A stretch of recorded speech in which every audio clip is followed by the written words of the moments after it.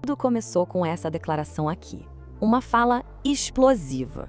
Um ultimato que basicamente não deixou espaço para negociação e colocou o mundo inteiro em alerta máximo, com o relógio correndo.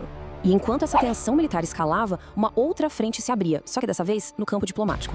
A voz do chamado Sul Global, aqui na fala do presidente brasileiro, denunciando o que ele vê como uma volta da interferência estrangeira. A resposta do Irã veio rápido e foi igualmente dura, sem recuo, sem concessão. A retórica preparou o terreno para o conflito, e a ação militar, como a gente vai ver, não demorou para acontecer. Então, nessa análise, o que a gente vai fazer é conectar esses pontos. O ultimato, que gerou todo esse caos, as ondas de choque na economia, essa nova frente diplomática que está surgindo e, correndo por fora, uma revolução tecnológica silenciosa que pode estar mudando o próprio conceito de poder. E as palavras bem rápido se transformaram em ação. Aquele ultimato não era só uma ameaça, não. Foi o gatilho para uma série de ataques que se espalharam pela região como um rastilho de pólvora. Agora, o que é bem interessante aqui é a amplitude e a estratégia desses alvos. A gente não está falando de alvos militares isolados. Foram ataques a cidades perto de instalações nucleares em Israel. Uma tentativa bem ousada de atingir um centro logístico americano e britânico em Diego Garcia.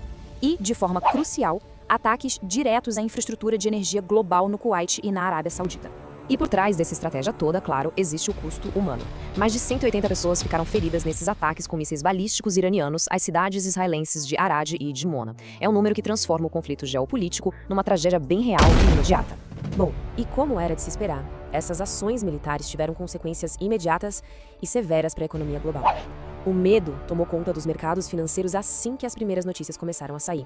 E isso aqui ilustra o pânico perfeitamente. As bolsas asiáticas, que são as primeiras a abrir depois do ultimato, simplesmente despencaram. Nikkei, Kospi, Hang Seng, todas em queda livre, refletindo o medo de uma interrupção gigantesca no fornecimento de petróleo para o mundo todo.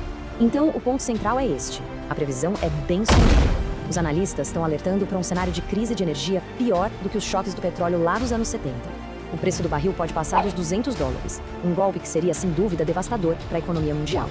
Mas olha que interessante, enquanto o mundo financeiro reagia com medo, uma outra reação, mais política e desafiadora, começava a surgir. Vamos mudar um pouco o foco agora para a América do Sul e ver como essa outra parte da história se desenvolveu. E com essa frase, o presidente Lula resumiu um sentimento que vem crescendo não só no Brasil, mas em várias outras nações em desenvolvimento. É uma crítica bem direta a uma mentalidade que ele descreve como uma volta ao colonialismo vinda das grandes potências globais. E as críticas não foram assim vagas. Lula apontou para ações bem específicas: o sequestro do presidente venezuelano, os bloqueios contra Cuba e Venezuela, as tarifas comerciais e até o interesse nos recursos naturais do Brasil.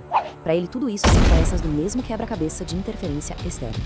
Ok, agora vamos mudar completamente de assunto, porque enquanto o mundo da geopolítica está pegando fogo em conflitos por recursos e território, um tipo de poder totalmente diferente está sendo criado. Não em salas de guerra, mas em laboratórios de tecnologia. 787 milhões de dólares. É um número impressionante. Esse foi o novo financiamento da A-Rangel Labs, uma empresa de biotecnologia. O contraste aqui é gritante, né? Enquanto se luta por barris de petróleo, um capital gigantesco está indo direto para o desenvolvimento de inteligência artificial. E para que serve todo esse dinheiro? Basicamente, para usar o poder da computação para criar novos remédios de um jeito muito mais rápido e eficiente do que a gente já viu. É a promessa de usar a IA para revolucionar o tratamento de doenças que hoje, parecem incuráveis. E a A-Rangel não tá sozinha nessa. A gigante farmacêutica Roche tá montando o que ela chama de fábrica de IA, que é um supercomputador com milhares de GPUs só para acelerar a descoberta de novos remédios. Essa corrida pelo poder computacional é a nova corrida armamentista, só que bem mais silenciosa. E no meio disso tudo, uma ironia do mundo físico. Enquanto a IA promete um futuro de precisão e de eficiência, um avião ainda pode bater num caminhão de bombeiros, paralisando um dos aeroportos mais movimentados do mundo. É um lembrete do atrito do nosso mundo analógico, né?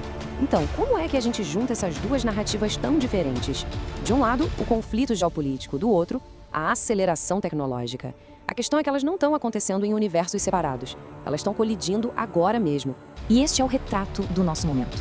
De um lado, a gente tem o atrito, guerras por rotas marítimas, brigas por recursos fósseis, tensões que vêm lá do passado. E do outro, a aceleração, a busca pela cura de doenças através da IA, o poder da supercomputação, a inovação numa escala que a gente nunca viu. Essas duas forças completamente opostas e acontecendo ao mesmo tempo estão moldando a nossa nova realidade. E tudo isso nos deixa com uma pergunta fundamental. À medida que essas crises todas convergem, onde que está o verdadeiro poder? Na capacidade de usar a força militar para controlar estreitos e fronteiras, ou na capacidade de usar o poder computacional para resolver os maiores desafios da humanidade? A resposta para isso provavelmente vai definir o próximo século.